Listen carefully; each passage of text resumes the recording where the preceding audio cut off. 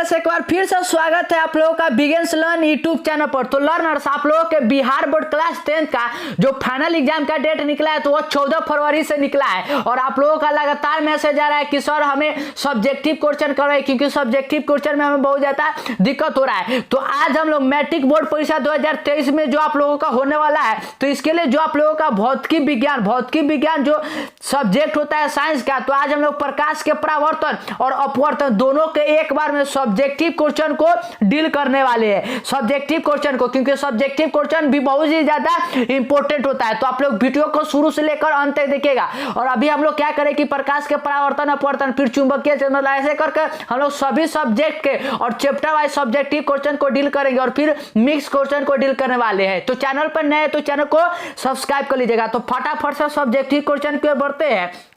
तो पहला जो यहाँ पर क्वेश्चन है वो पहला मैंने कहीं से क्वेश्चन को उठाया है तो आप लोगों को नंबर में प्रॉब्लम हो सकता है। ठीक है, तो क्वेश्चन नंबर 1 मान के चलिएगा क्या है कि समतल दर्पण में बनने वाले प्रतिबिंब की विशेषता लिखिए। ये आप लोगों को एग्जाम में ना बार बार पूछा जाता है कि समतल दर्पण जो होता है प्लेन मिरर, तो उसके प्रतिबिंब की विशेषता लिखने के लिए कहा जाता है। तो उत्तर में आप लोग क्या लिखिएगा कि समतल दर्पण के सामने जितनी दूरी पर कोई वस्तु हो उसका बिंब उतने पीछे बनता है। समतल दर्पण में किसी वस्तु के पूरे बिंब को देखने के लिए दर्पण आकार उससे आधा होना आवश्यक होता है। ठीक है, तो समतल दर्पण के प्रतिबिंब की विशेषता में आप लोग क्या है कि इतना लिख सकते हैं। तो आप लोग इसका स्क्रीनशॉट ले लीजिए। ठीक है, और अच्छे सुंदर राइटिंग में लिखिएगा ताकि पूरा नंबर आप लोगों को मिले।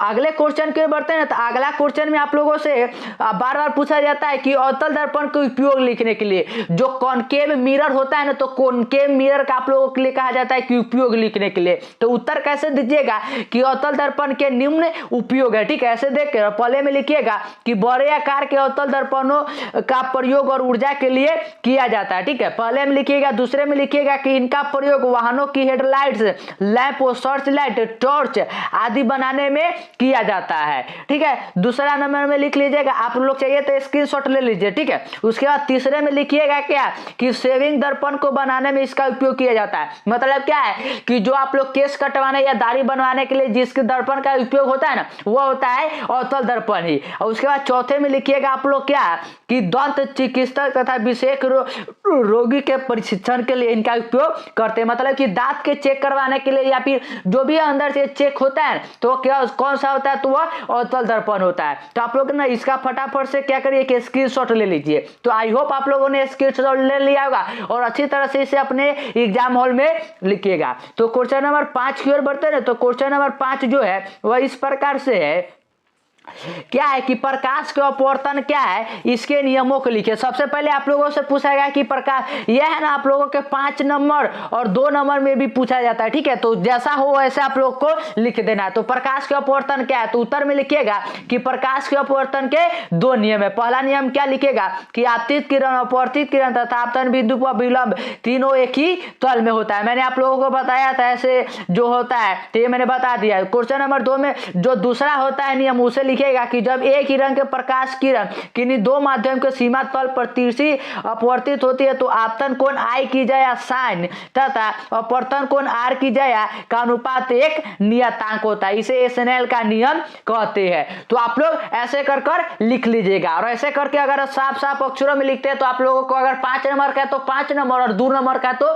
2 नंबर सीधा के सीधा मिलेगा। तो आप लोग स्क्रीनशॉट इसका ले लीजिए। ठीक है, तो अगले क्वेश्चन की ओर बढ़ते हैं। तो अगला क्वेश्चन में ना आप लोगों को पूछा गया है कि समतल दर्पण द्वारा उत्पन्न आवर्धन प्लस 1 है, तो इसका क्या अर्थ है। मतलब कि जो समतल दर्पण होता है तो आवर्धन आप लोगों ने मैग्निफिकेशन पढ़ाया है मैंने आप लोगों को, तो अगर उसका +1 है तो इसका अर्थ क्या है। तो उत्तर में लिखिएगा कि एक समतल दर्पण द्वारा उत्पन्न आवर्धन +1 होने का अर्थ है कि समतल दर्पण के द्वारा जिस वस्तु का प्रतिबिंब बन रहा है उस वस्तु का साइज दर्पण द्वारा बनाए गए प्रतिबिंब के साइज के बराबर है। धनात्मक चिन्ह यह दर्शाता है कि प्रतिबिंब सीधा तथा आभासी है। ठीक है, धनात्मक चिन्ह क्या दर्शाता है कि प्रतिबिंब सीधा तथा आभासी है। तो ऐसे कर आप लोग क्या कर लीजिएगा कि लिख लीजिएगा। तो आप लोगों को पूरे के 2 नंबर के 2 नंबर मिलेंगे। तो आप लोग इसका स्क्रीनशॉट ले लीजिए। ठीक है, अगर आप लोग इसका पीडीएफ भी चाहते हैं तो आप लोग टेलीग्राम पर जाकर बिगिंस लर्न टेलीग्राम को ज्वाइन कर लीजिएगा और पीडीएफ को डाउनलोड कर लीजिएगा। ठीक है, क्वेश्चन नंबर 7 की ओर बढ़ते हैं। तो क्वेश्चन नंबर 7 में क्या है कि उत्तल लेंस के दो उपयोग लिखे। उत्तल लेंस जो होता है ना, तो उत्तल लेंस के दो उपयोग है, आप लोगों के लिए 2 नंबर में पूछा जाता है। तो इसका उत्तर क्या लिखेगा कि उत्तल दर्पण के दो उपयोग इस प्रकार है। और ये सभी क्वेश्चन मैं जो करवा रहा हूँ ये बहुत ही ज्यादा बीबीआई है, ये बार बार आप लोगों के एग्जाम में पूछा जाता है। और इस बार तो कह लीजिए कि जो मैं आज क्वेश्चन करवाऊंगा उसमें से कम 2-3 क्वेश्चन तो छपे के रहेंगे। तो एक में लिखिएगा क्या कि नेत्र से दूरदृष्टि दोष सुधारने में, जो मतलब कि दूरदृष्टि होता है ना उसको सुधारने में। और दूसरे में लिखिएगा कि छपाई के छोटे छोटे अक्षरों को पढ़ने में, जिसका आप लोग मतलब कि जब देखते हुए कि छोटा छोटा अक्षर होता है तो उसको पढ़ने के लिए अमीन सबको देखिएगा तो क्या करता है, इसी का यूज करता है। तो इसका आप लोग स्क्रीनशॉट ले लीजिए, ठीक है, और ऐसे ही कर आप लोग लिख लीजिएगा।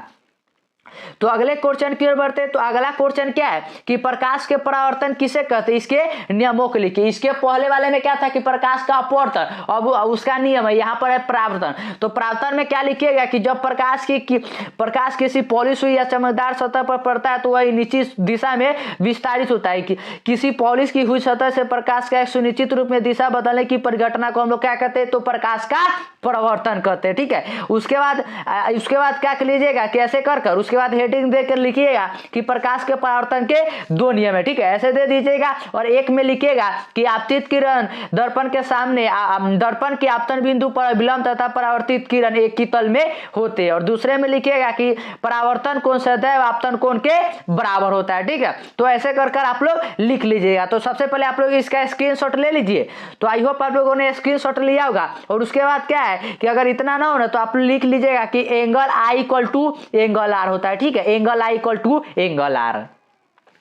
क्वेश्चन नंबर 9 की ओर बढ़ते हैं। तो क्वेश्चन नंबर 9 इस प्रकार से है, क्या है कि ये आप लोगों से 2 नंबर के एग्जाम में 2 नंबर का जो होता है उसमें पूछा जाता है कि दिए गए उत्तल लेंस अवतल लेंस एवं कांच की एक वृत्ताकार पट्टिका के सतह को छुए बिना उनकी पहचान कैसे करेंगे। मतलब क्या है कि अगर आप लोगों को उत्तल लेंस अवतल लेंस और कांच का एक मतलब वृत्ताकार पट्टिका दिया हुआ है तो उसको छू कर आप लोग कैसे पहचानिएगा, ठीक है, वही आप लोगों को लिखना होता है। तो उत्तर में लिखिएगा कि उत्तल लेंस अवतल लेंस तथा कांच की पट्टिका को मुद्रित को अक्षरों को ऊपर रखकर उठाने के यदि अक्षरों का आकार बढ़ता हुआ दिखाई दे तो उत्तल लेंस होगा, यदि अक्षरों का आकार छोटा दिखाई दे तो अवतल लेंस होगा, यदि अक्षरों का आकार समान है तो वह वृत्ताकार पट्टिका होगा, ठीक है। इस प्रकार से आप लोग चेक कर लीजिएगा। तो फटाफट से आप लोग इसका भी स्क्रीनशॉट ले लीजिए और जैसे लिखा है और जितना अच्छा से लिखा है वैसे ही आप लोग लिख लीजिए। ये तो है मतलब कि ये तो टाइपिंग किया हुआ है, लेकिन आप लोग क्या करिएगा कि सुंदर सुंदर राइटिंग में लिखिएगा।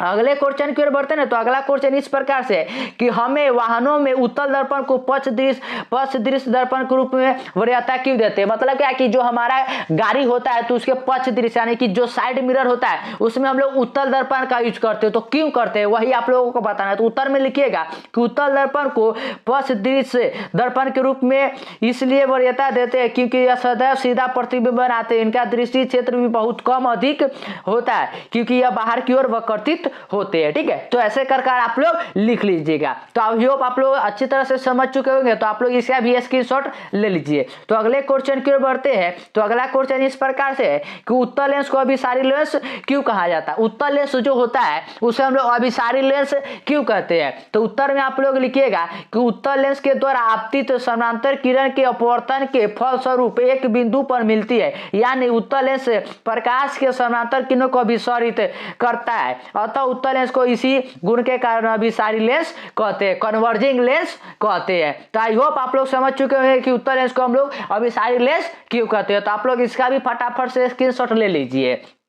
तो आई होप आप लोगों ने स्क्रीनशॉट ले लिएगा और आप लोग क्वेश्चन हो सके ना तो याद भी करते चलिएगा। और अगला क्वेश्चन जो है ना ये बहुत ही ज्यादा बीबीआई, ठीक है, ये तो पूछा ही जाता है। पहले आप लोग क्या करिए कि इतने के स्क्रीनशॉट लीजिए, ठीक है। इतने में क्या है पूछा गया है क्वेश्चन में कि उत्तल दर्पण तथा अवतल दर्पण में अंतर लिखना है। उत्तल दर्पण और अवतल दर्पण में 2 नंबर में ना या 5 नंबर में भी कह सकते हैं कि वहां 5 नंबर में 5 पॉइंट लिखना होता है और 2 नंबर में 2 पॉइंट ही। तो यहाँ पर अंतर लिखना है। तो अंतर के लिए क्या करिएगा कि ऐसे 2 खंड बना लीजिएगा, क्या पहले में लिखिएगा अवतल दर्पण और दूसरे में उत्तल दर्पण। उसके बाद पॉइंट बनाकर एक में लिखिएगा कि इसमें परावर्तन करने वाला चमकीला तल अंदर धंसा होता है, अंतर मतलब कि ऐसे होता है, और इसमें परावर्तन करने वाला चमकीला बाहर की ओर यानी ऐसे होता है, ऐसे होता है। उसके बाद क्या है कि इसमें वास्तविक, इसमें क्या है कि वास्तविक और आभासी दोनों प्रतिबिंब बनता है, लेकिन इसमें सिर्फ क्या है कि आभासीय प्रतिबिंब बनता है। तो आप लोग पहले 2 पॉइंट का स्क्रीनशॉट ले लीजिए, तो उसके आगे का पॉइंट को हम लोग डील करते हैं।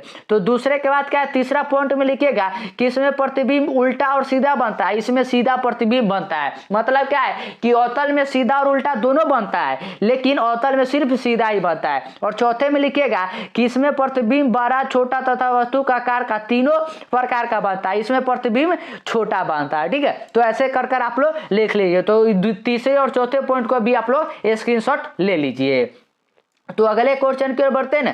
तो अगला क्वेश्चन में क्या है, आप लोगों को अगला क्वेश्चन में बताना है यहाँ पर कि वास्तविक तथा आभासी प्रतिबिंब में क्या अंतर है। वास्तविक और जो आभासी होता है ना प्रतिबिंब, उसमें अंतर बताना है। तो उसके जैसे कि अवतल दर्पण उत्तल में हुआ, तो इसे वास्तविक प्रतिबिंब और आभासी प्रतिबिंब। वास्तविक में लिखेगा कि वास्तविक प्रतिबिंब को पर्दे पर प्राप्त किया जा सकता है, आभासी प्रतिबिंब को पर्दे पर प्राप्त नहीं किया जा सकता। वास्तविक प्रतिबिंब सदैव उल्टे होते हैं, आभासी प्रतिबिंब सदैव सीधे होते हैं। और लिखिएगा कि वास्तविक प्रतिबिंब दर्पण के आगे बनता है और आभासीय उसके पीछे बनता है। तो आप लोग इन तीनों पॉइंट को अच्छी तरह से लिख लीजिएगा ना, तो आप लोगों को नंबर जो सीधा बैठा मिलेगा। ठीक है, तो आप लोगों को एक भी नंबर नहीं कटेगा। तो आप लोग इसका भी स्क्रीनशॉट ले लीजिए। तो अगले क्वेश्चन की ओर बढ़ते हैं। तो अगला क्वेश्चन, ये तो मैंने शायद आप लोगों को करवा दिया है कि प्रकाश के परावर्तन किसे कहते हैं और इसके नियमों को। ठीक है, तो ऐसे आप लोग स्क्रीनशॉट ले लीजिए, अगर नहीं होगा तो इसी से देख लीजिएगा। ठीक है, उसके बाद अगले क्वेश्चन की ओर बढ़ते हैं। तो अगला जो क्वेश्चन है ना, ये बहुत ही ज्यादा वीवीआई क्वेश्चन है। ठीक है,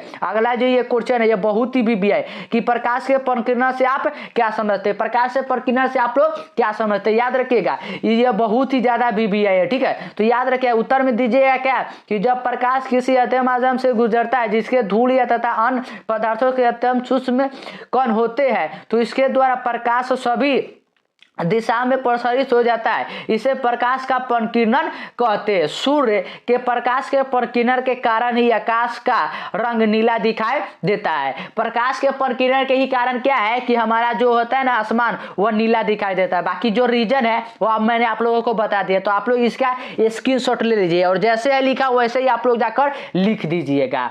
तो अगले क्वेश्चन के बढ़ते हैं ना। तो अगला क्वेश्चन भी तो ये मैंने बता ही दिया कि प्रकाश का अपवर्तन क्या होता है और इसके नियम। तो आप लोग इसका स्क्रीनशॉट ले लीजिए। ठीक है, आप लोग इसका स्क्रीनशॉट ले लीजिए।